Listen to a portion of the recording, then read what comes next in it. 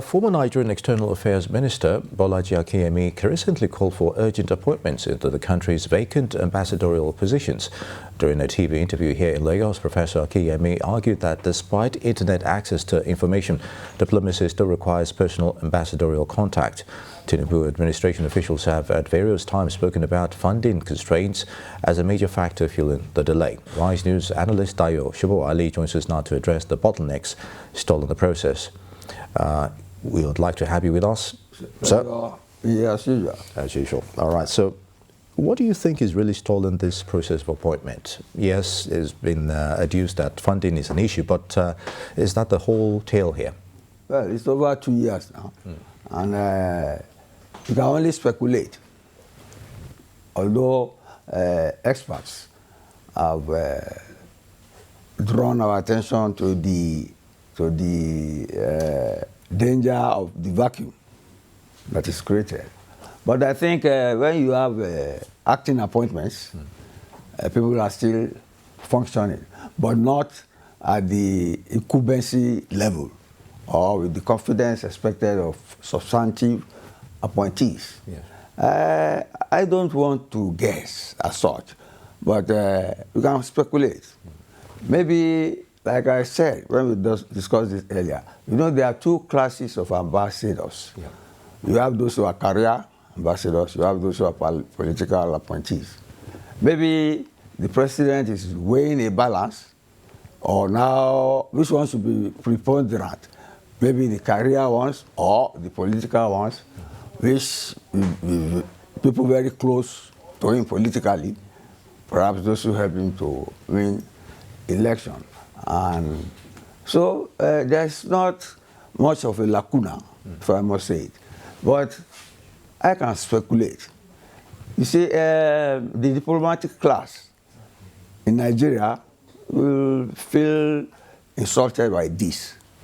But you see, so many diplomats from this country who've been abroad for some time, when they come back, you see that they've lost touch with what is on the ground. When they speak at events, you wonder whether they are foreigners or Nigerians.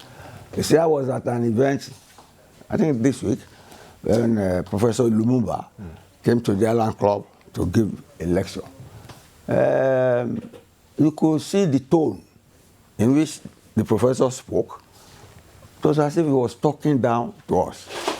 I mean, talking down at us. I was there. You know how many problems of Nigeria, we discuss this on a daily basis. Now for a foreigner to come and be ramming your leadership inadequacies down your throat in your own country can be very unnerving and very upsetting. But luckily, Ike Nwachukwu was there, a former minister for foreign affairs. He propounded economic diplomacy there. He held forth for Nigeria. The deputy governor of Lagos State brilliantly too spoke about our problems and the shortcomings we have. And he said, given that a foreigner came to talk down at us, forced people who are our leaders to be seen as defending the status quo. But that is diplomacy at work. And if the government feels that it can do without either career diplomats or political appointees, well, I think it's his business. See? And I'm sure those who are acting in the ambassadorial capacities will be up and doing. We have a Ministry of Foreign Affairs. Yeah. It is its duty to make sure that our embassies function as they should. They have not been closed. So I would think there are vacancies which should be filled in due course. I'm not in any panic over that. Yeah.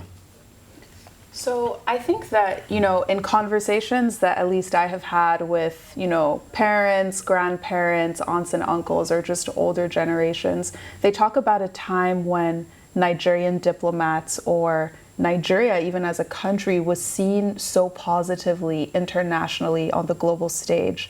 And it feels like that has changed within the last few administrations. Do you think there's any link between how we want to position ourselves vis-a-vis other countries, or are we just a bit more inward looking right now and we're just focused on building the country up before? I will still go back to that lecture again. There was a time when Africa was cornerstone of Nigeria's foreign policy. When I was in the civil service, you see, we were made to contribute part of our salaries to liberate South Africa, anti-apartheid donation.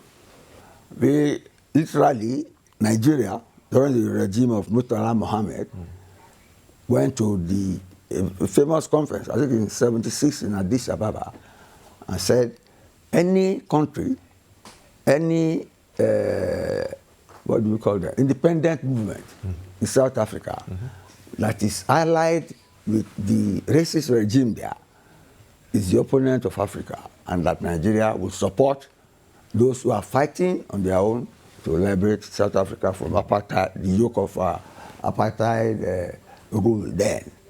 That's why we backed ANC. We backed Mandela.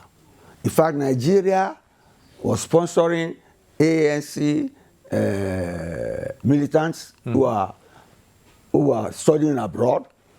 Even in Nigeria, some of them went to Nigerian universities. Yes, that is from South Africa. But when they got independence, they got hostile to Nigerians. You know the problem we have always been having there.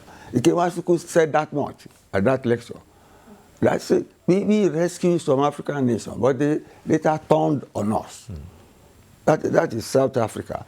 Then Liberia, when there was coup in Liberia, military uprising, Sergeant Dayo was killed. Nigeria housed a particular militant ruler here in Nigeria, Yomi Johnson. So I met him because I had the column there. Nigeria kept him here so that there will be peace in Liberia. But you know, when Yomi Johnson returned, he used to call on me to write something about him in my column there that wanted to go. But you know, when he went home, he became a senator. He was instrumental in Robert Weir becoming president. He's still there, alive, and still having weight. Then Sierra Leone, when there was serious unrest, Nigeria and Britain rescued Sierra Leone and brought peace to it. So we have always been the leader in Africa.